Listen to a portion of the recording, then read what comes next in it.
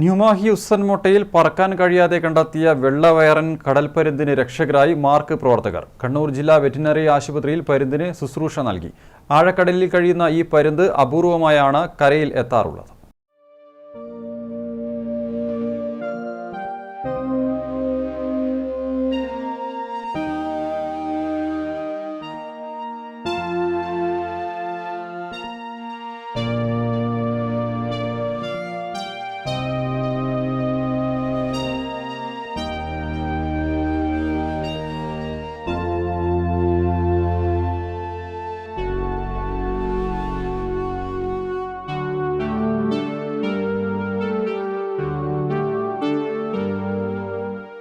മാഹി മുതൽ മഞ്ചേശ്വരം വരെയുള്ള തീരമേഖലകളിലാണ് കേരളത്തിൽ അപൂർവമായി വെള്ളവയറൻ കടൽപ്പരുന്തുകളെ കാണാറുള്ളത്.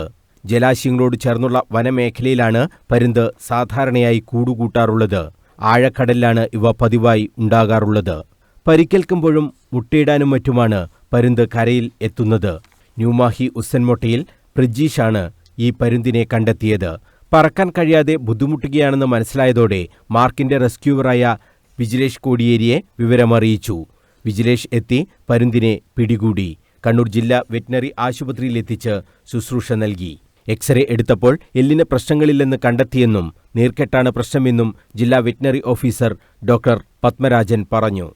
ഇത് വൈറ്റ് ബെല്ലീഡ് ഈഗിളാണ്. നമ്മുടെ നാട്ടിൽ വളരെ റെയറായിട്ടുള്ളൊരു സ്പീഷീസാണ്. നമ്മൾ കണ്ണൂർ ഇതുപോലത്തെ കേസുകൾ വളരെ അപൂർവമായിട്ടേ വരാറുള്ളൂ. ഇതൊരു ഹൈറ്റിൽ നിന്ന് വീണിട്ട് നമ്മുടെ റൈറ്റ് ഷോൾഡറിന് ഒരു ക്ഷതം സംഭവിച്ചിട്ടാണുള്ളത്. അതിന് വേണ്ടുന്ന ഇഞ്ചക്ഷൻസും മരുന്നുകളും നൽകിയിട്ടുണ്ട്. ഒരു 3 ദിവസത്തെ റെസ്റ്റും അനുവദിക്കാൻ പറഞ്ഞിട്ടുണ്ട്.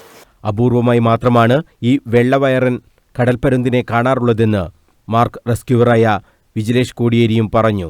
ഇതിൻ്റെ വലത്തെ ചിറകിന് ചെറിയൊരു പരിക്കുണ്ടെന്നാണ് പറഞ്ഞിട്ടുള്ളത്. പക്ഷേങ്കിൽ എല്ലിന് വേറെ ഫ്രാക്ചറൊന്നും കാണുന്നില്ല. എക്സ്റേ എടുത്ത് പരിശോധിച്ചിരുന്നു. അപ്പോൾ 2-3 ദിവസം ഇതിന് റെസ്റ്റ് കൊടുത്തതിന് ശേഷം അതിൻ്റെ പരിക്കുകൾ പൂർണ്ണമായി ഭേദമായാൽ അതിൻ്റെ ആവാസവ്യവസ്ഥയിലേക്ക് വിട്ടയക്കും. പറക്കാൻ പറ്റുന്ന അവസ്ഥയിലെത്തിയാൽ പരുന്തിനെ അതിൻ്റെ ആവാസവ്യവസ്ഥയിൽ വിടുമെന്നും വിജിലേഷ് അറിയിച്ചു. News bureau, Kannur.